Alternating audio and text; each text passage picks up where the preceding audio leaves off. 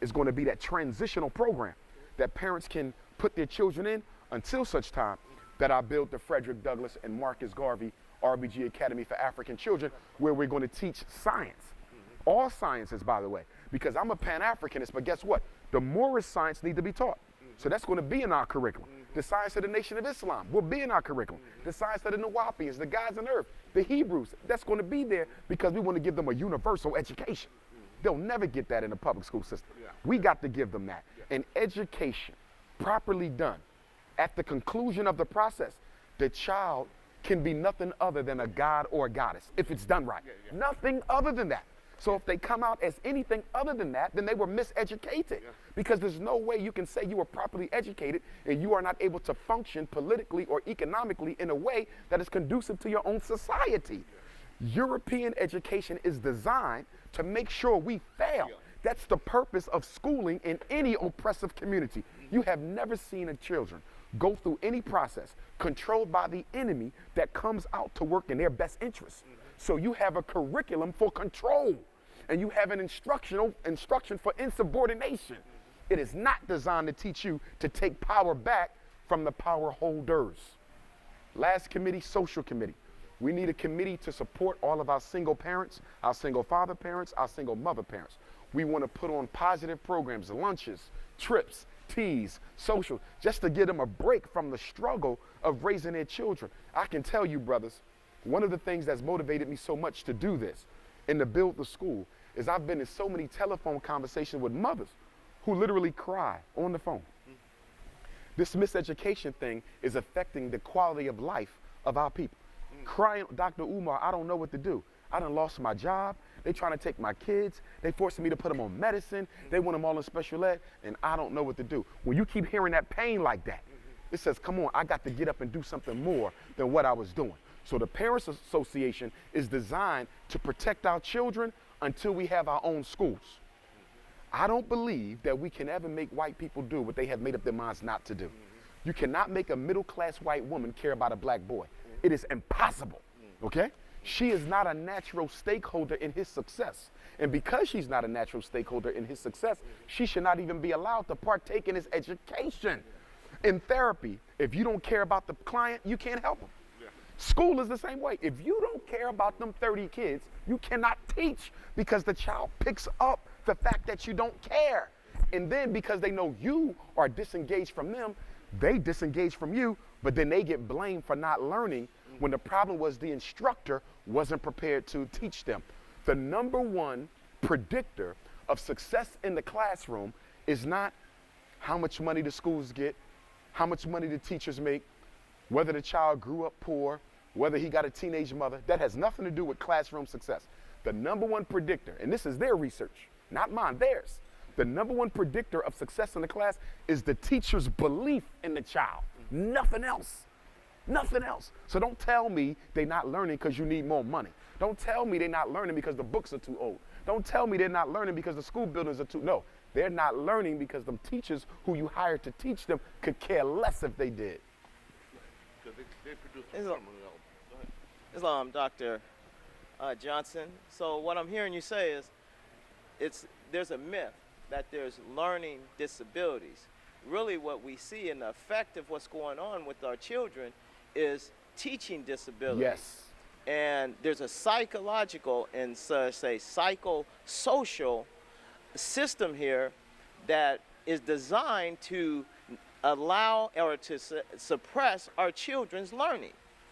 And in that event, it sounds like you have a system that is set up that if we properly engage and take what you set out, that we can start to regain and uplift our children. Yes, without And that question. sounds like the root here is it's not the parents, it's the children that helps affect what's going on in our society. Without question. And I would add to that this. One of the things we have to make sure we give our children is a firm belief in themselves. An unquenching level of self-confidence and motivation. Everyone needs that in order to make it in this world, especially in a racist world. But by putting them in public school, they get their self-esteem destroyed by the white teachers. So by the time they done with school, even with a diploma, psychologically they destroyed because they've been conditioned over 12 years to believe that they were not capable of anything. So when we look at sagging pants and when we look at brothers not working and we look at brothers not wanting to do nothing with their lives, you have to look at the childhood conditioning in the classroom that convinced him he couldn't be anything other than what he is. So you have to look at how miseducation is a weapon of mass destruction. It's a weapon of mass destruction that's destroying the psychological health of black boys and then turns around and then locks them up after you set them up to go to jail. So you got this school to prison pipeline, okay, where the school is actually a part of the prison system. It's not separate. It prepares you for prison.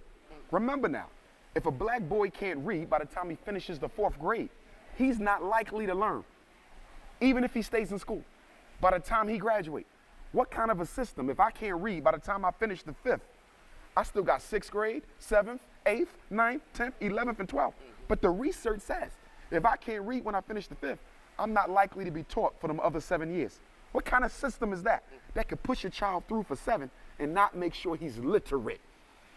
But they count on that because the average reading level of a black male inmate in America is 3rd grade. The average reading level of a black male inmate in America is the 3rd grade. That means that they ain't been taught a day past 3rd. But if you look at the school record, they've been in school up until the 10th, the 11th, the 12th. So how can he still be on the 3rd grade level? Because these white women, their responsibility is to make sure he's not functional in the society as anything other than a prisoner when he's done. See, the white woman's job is to miseducate. And then the white man's job is to incarcerate. So they work together to maintain the American social order with the black male at the bottom. The school is nothing more than the waiting room for the jail. That's all it is. And the schools are controlled by the state. And the state builds the prison. And every state in America spends more money on prison construction than school construction. And the black male incarceration percentage in all 50 states, from Oregon to Alabama, Pennsylvania to Michigan, is at least 3 times the population in jail that we are in the community. For example, in Pennsylvania, black people are 10% of the population, but we are 50% of the inmates. That is true for each of the 50 states. So you have 50 states, every single one. The black male population in jail is at least 3 times higher than it is out, and in some states is as great as 20 times higher. And you mean to tell me that there's no deliberate design to this?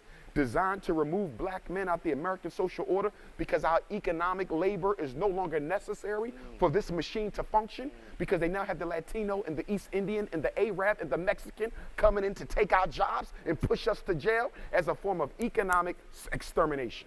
Yes, sir. My brother, can you talk about the relationship between brother and sister and child? Because last night you talked about that strongly. The first institution in the community is the family. If the family doesn't work, then nothing else will.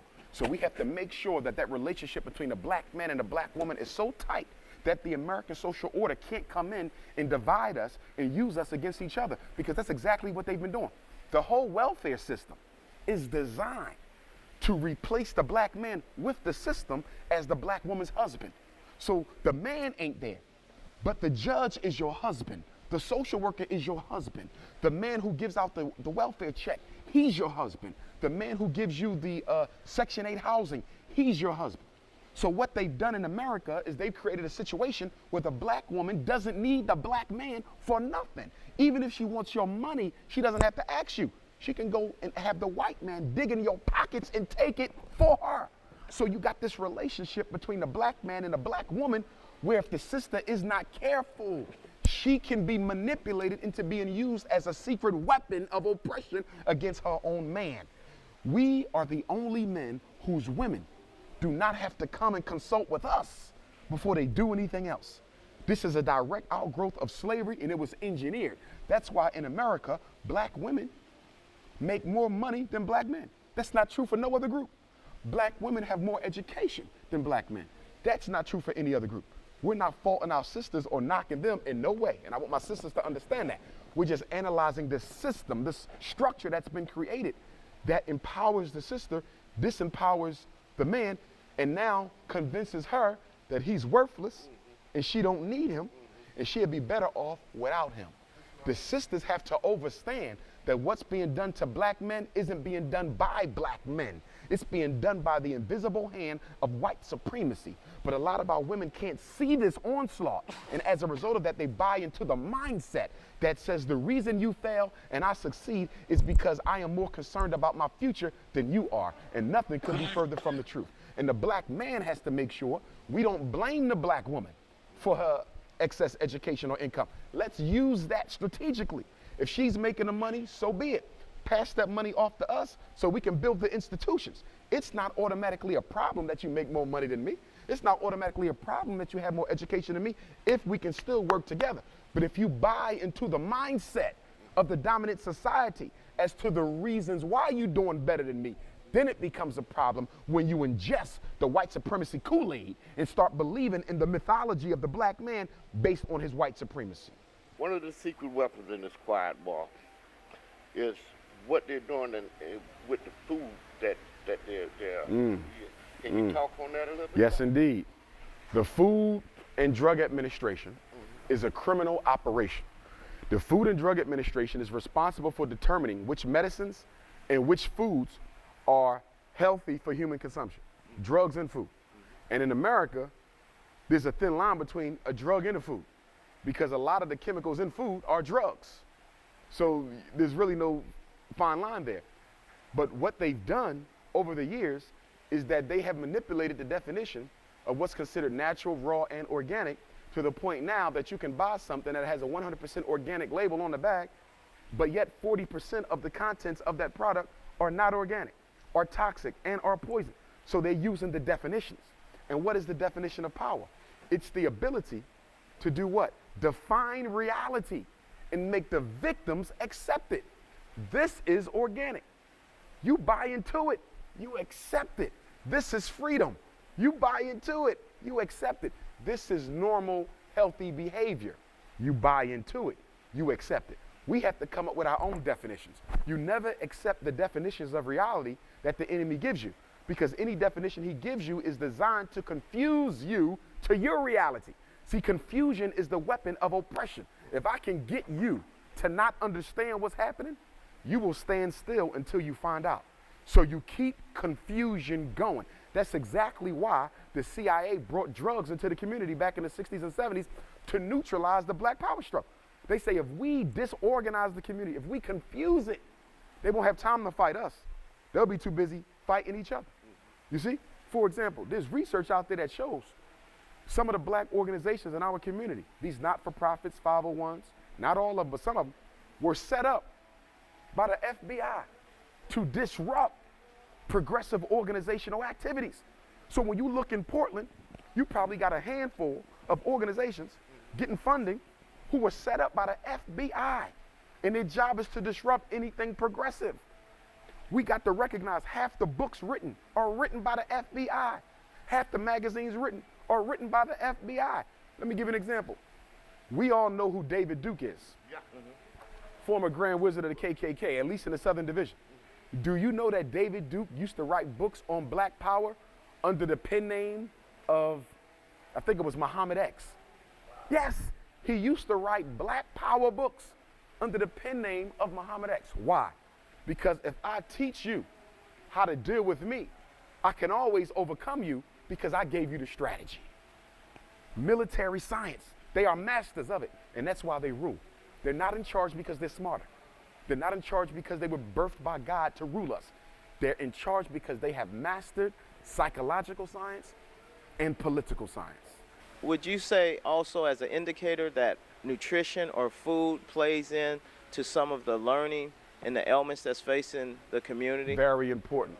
What our children digest goes to the brain. What the brain gets, it uses for power. And if it doesn't get the right nutrients, then obviously that can lead to all types of disabilities and things like that within the body. So we definitely have to improve the diet that our children are consuming. But I want to be clear though, changing the diet is for health. It's not going to stop the miseducation machine.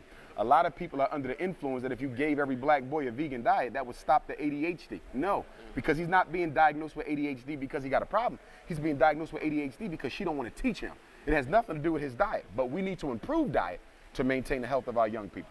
What we're going to do, we're going to close out. But we're going to do that by letting the sister say the prayer. Yes. All right. All right.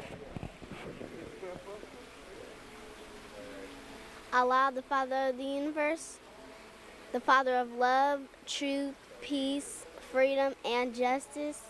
Allah is my protector, my guide, and my salvation by night and by day through His holy prophet, Drew Ali.